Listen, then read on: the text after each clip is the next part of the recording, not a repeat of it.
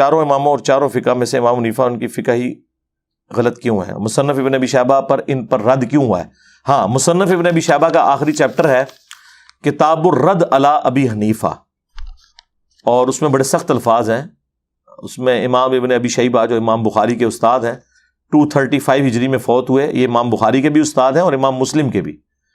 اور امام مسلم نے 1500 حدیثیں مسلم شریف کی ان سے لی ہوئی ہیں، یعنی 20% مسلم شریف کا آؤٹ آف 7563 1500 احادیث ابن ابی شیبہ سے لی ہوئی ہیں.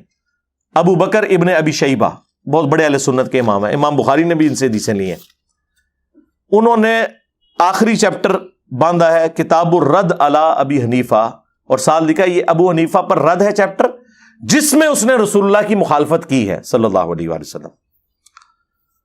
سنگل آؤٹ اس لیے ان کو کیا کہ چونکہ ان کی فقہ بہت پہلے مرتب ہو گئی تھی، اس وقت احادیث اس طرح کمپائل نہیں تھی ایک جگہ پر، اور امام حنیفہ کے اکثر جو مسائل ہیں وہ تابعین سے اخذ کیے ہوئے ہیں. تابعین کے دور میں جھوٹ بھی عام ہو چکا تھا، اور پھر کئی ایسے لوگ بھی دین میں شامل ہو چکے ہوئے تھے جنہوں نے اوپر سے ہی کلمہ پڑھا ہوا تھا، اور اس طرح کی کافی ساری چیزیں. ابھی ایک پورا ٹاپک ہے، اس کو ایڈریس کیا ہے شاہ ولی اللہ دہلوی نے حجت اللہ البالغہ میں. اب شاہ ولی اللہ دہلوی وہ ہیں جو بریلوی دیوبندی اہل حدیث تینوں کے نزدیک مجدد ہیں، 12ویں صدی کے، 1176 ہجری میں فوت ہوئے.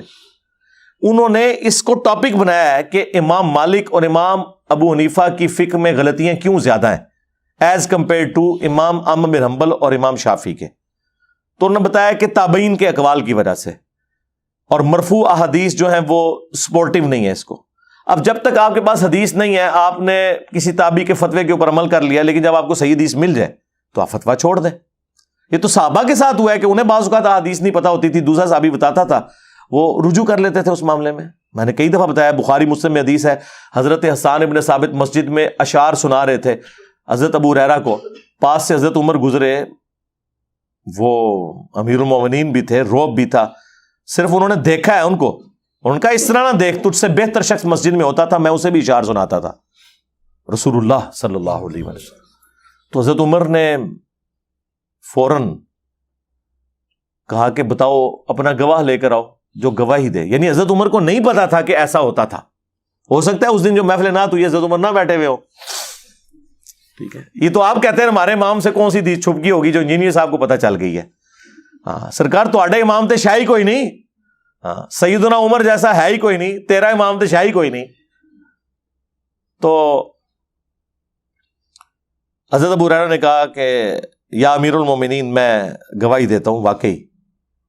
اور پھر نبی علیہ السلام ان کے لیے دعا بھی کرتے تھے کہ اے اللہ روح قدس کے ذریعے حسان کی مدد فرما جس طرح تو نے عیسیٰ ابن مریم کی تھی، وَأَيَّدْنَاهُ بِرُوحِ الْقُدُسِ. تو حضرت عمر وہاں سے چلے گئے.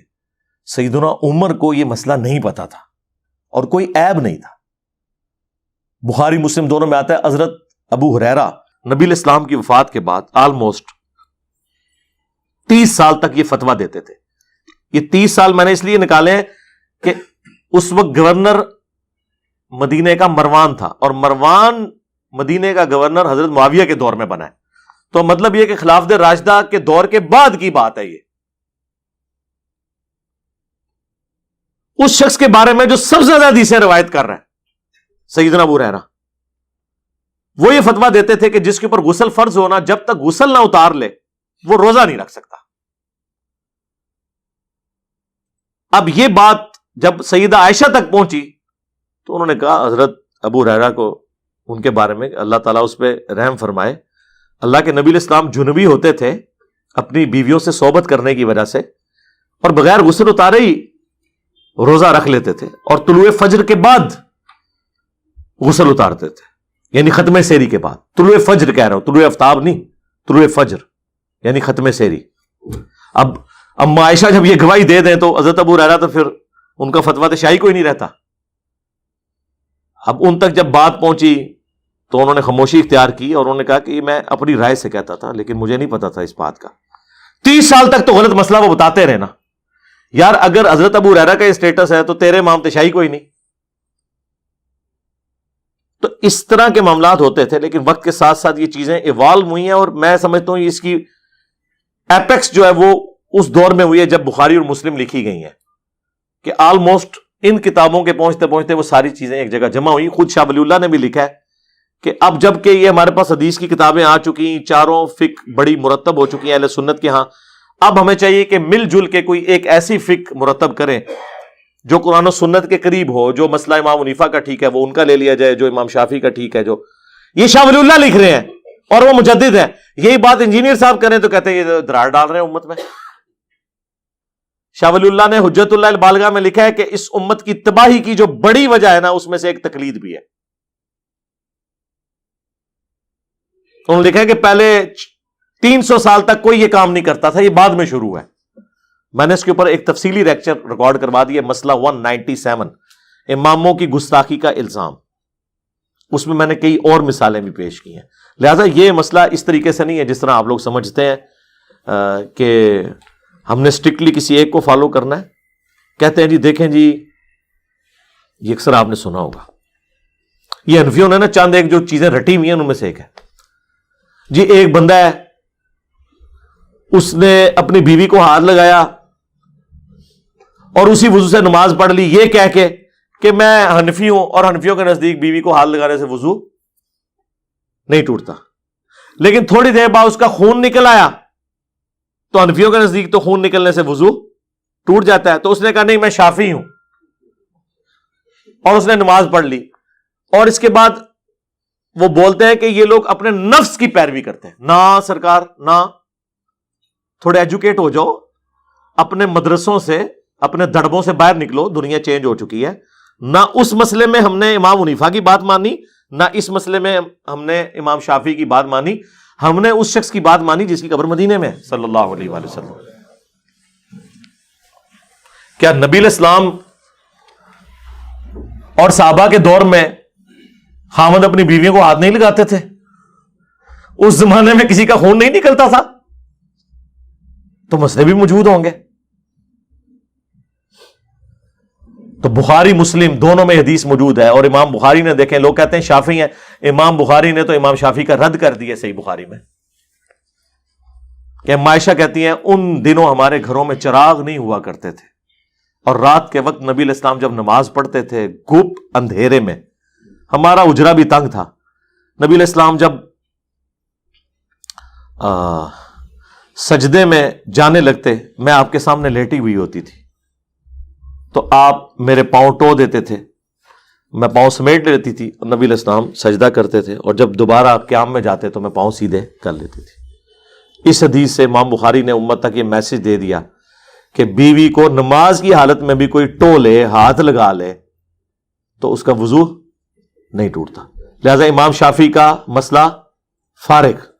اور نہ یہ ہمیں امام حنیفہ نے بتایا، سرکار یہ تو ام عائشہ نے ہمیں بتایا ہوا ہے، اور بخاری مسلم میں موجود ہے. دیکھو کتنی بڑی کہانی انہوں نے کروائی ہوئی تھی. پڑھے گئے نا؟ اچھا، اس ایک مسئلے نے کروڑوں مسلمانوں کی زندگی اذیت میں ڈالی ہوئی ہے. انڈونیشیا اور ملیشیا میں سارے شافعی ہیں، وہ بیچارے حج عمرے کے لیے آتے ہیں، اور وہ آتے کثرت کے ساتھ ہیں. وہاں تو ہر بندے نے حج کرنا ہوتا ہے. واقعی وہاں اسلام کے 5 فرض ہیں. پاکستان میں تو 5 فرض نہیں ہے، وہاں 5 فرض ہیں. وہ حج کو فرض مانتے ہیں، یہاں تو صرف زبانی کلامی مانتے ہیں. اور باقاعدہ ٹریننگ کر کے وہاں لوگ حج پہ آتے ہیں قرآن اندازی کے ذریعے. پاکستانیوں کی طرح نہیں کہ بابے جب فارغ ہو جائیں تو اینڈ پہ وہاں بھیج دیتے ہیں انہیں، نہ کسی چیز کا پتہ ہی نہیں ہوتا. تو وہاں آپ دیکھیں گے کہ ان کی عورتوں نے دستانے پہنے ہوئے ہوتے ہیں وائٹ کلر کے، اور میاں بیوی اکٹھے طواف کر رہے ہوں گے، گرمیوں میں بھی دستانے پہنے ہوئے ہوں گے. تو عام بندے کو تو سمجھ نہیں آتی کہ مسئلہ کیا ہے. مسئلہ یہ ہے کہ وہ ہیں سارے شافعی، ان کے نزدیک اگر کوئی خاوند بیوی کو ہاتھ لگا لے تو وضو ٹوٹ جائے گا. جب وضو ٹوٹ جائے گا طواف کہاں سے کرے گا؟ تو انہوں نے اپنی بیویوں کو دستانے بنوائے ہوتے ہیں تاکہ ٹچ کرنے سے، یعنی باہر سے ٹچ ہوگا، ڈائریکٹ نہیں، نیکڈ ٹچ ہوگا. تو ایک مسئلے جو غلط گھڑا گیا اس کی تکلیف کتنی امت کو کاٹنی پڑ رہی ہے. اور ادھر حنفیوں نے جو یہ غلط مسئلہ گھڑا خون نکلنے والا، 21 حدیث کے اندر کس آیت کے اندر آیا ہے کہ خون نکلنے سے وضو ٹوٹ جاتا ہے. یہ صرف انہوں نے قیاس کیا ہے اور وہ بھی غلط. قیاس یہ انہوں نے کیا ہے کہ جتنی چیزیں ناپاک ہیں جب وہ جسم سے نکلیں گی تو وضو توڑ دیں گی. پیشاب ناپاک ہے وضو توڑ دے گا, مزی ناپاک ہے وضو توڑ دے گی, تھوک پاک ہے, بلغم پاک ہے, پسینہ پاک ہے, وضو نہیں توڑے گا. خون ناپاک ہے تو کہتے ہیں جب ناپاک ہے تو وضو توڑ دے گا. ایک کونو گال بنا لی. یہ مسئلہ ہی غلط ہے کہ خون ناپاک ہے. یار صحابہ کی زندگی تو جنگوں سے عبارت تھی, وہ یہ رسک لے سکتے تھے. میرے بھائی آج نہیں زخم ٹھیک ہوتا جن کو ہر جنگ میں اتنے زخم لگتے تھے, جسم کے ایک ایک انچ کے اوپر برچھی یا تلوار یا نیزے کا نشان ہوتا تھا.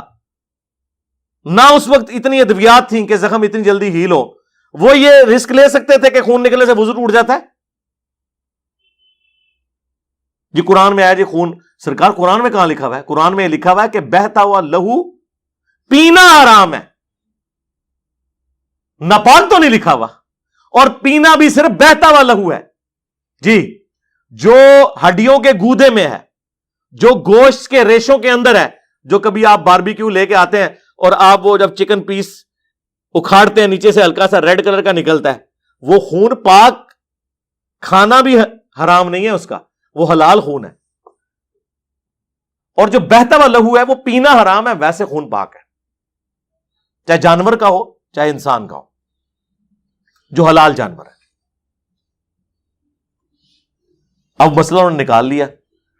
کاش انہوں نے حدیث پڑھی ہوتی. ابو داؤد کے اندر حدیث ہے, ایک صحابی کو نبی علیہ السلام نے پہرے پہ لگایا, رات کے وقت کافروں نے حملہ کر دیا, انہیں تیر لگے, ان کا خون بہتا رہا اور وہ اسی حالت میں نماز مکمل کرتے رہے. سلام پھیرنے کے بعد انہوں نے باقیوں کو اٹھایا تو انہوں نے کہا اتنی اپنی تم نے حالت کر لی ہے کہ پورا جسم لہو لہان ہے, تم نماز توڑ دیتے. ظاہر نماز توڑی جا سکتی تھی. تو انہوں نے کہا نہیں, میری غیرت نے گوارا نہیں کیا کہ میں نے ایک سورت شروع کی ہوئی تھی کہ اسے مکمل کیے بغیر میں نماز یوں اس طریقے سے مختصر کرتا ہوں. شوق نماز کا. اور فضائل اعمال میں شیخ زکریا کاندلوی نے صحابہ کرام کے جو واقعات نقل کیے ہیں نا نماز میں دل لگنے کے, اس میں یہ واقعہ کوٹ کیا ہے. اب واقعہ تو کوٹ کر بیٹھے, ان کو بعد میں احساس ہوا کہ یار یہ تو ہمارے بابا جی بیچ میں آ جائیں گے, تو انہوں نے نا نیچے لکھی فساد. ویسے وہ لکھتے ہیں فائدے کے لیے, یعنی اس واقعے سے ہمیں مورل لیسن کیا ملا. مورل لیسن انہوں نے یہ نکالا, وہ کہتے ہیں کہ جی ہمارے نزدیک, ہمارے امام حنیفہ رحمۃ اللہ علیہ کے نزدیک خون نکلنے سے وضو ٹوٹ جاتا ہے, اور امام شافعی کے نزدیک نہیں ٹوٹتا. ہو سکتا ہے کہ وہ صحابی بھی اسی مذہب پر ہوں. یعنی کس مذہب پر؟ امام شافعی کے مذہب پر. بجائے یہ لکھنے کے کہ ہو سکتا ہے کہ امام شافعی نے اس صحابی کا مذہب اڈاپٹ کیا ہو, الٹ لکھ دیا. جب ہم یہ بات کرتے ہیں کہتے ہیں جی آپ ہمارے بزرگوں کا مذاق اڑاتے ہیں. آپ کے بزرگوں کو اردو بھی نہیں لکھنی آتی. امام شافعی کے تو ابا جی بھی پیدا نہیں ہوئے ہوں گے جب وہ واقعہ ہوا ہے, بلکہ ان کے دادا جی بھی نہیں پیدا ہوئے ہوں گے. امام شافعی 150 ہجری میں پیدا ہوئے ہیں, 204 ہجری میں فوت ہوئے ہیں. نبی علیہ السلام کی وفات کے 140 سال کے بعد امام شافعی پیدا ہوئے ہیں. نبی علیہ السلام کی وفات کے 70 سال کے بعد امام حنیفہ پیدا ہوئے ہیں. اس سے پہلے کسی کا خون نہیں نکلتا تھا, اس سے پہلے کوئی اپنی بیوی کو ہاتھ نہیں لگاتا تھا.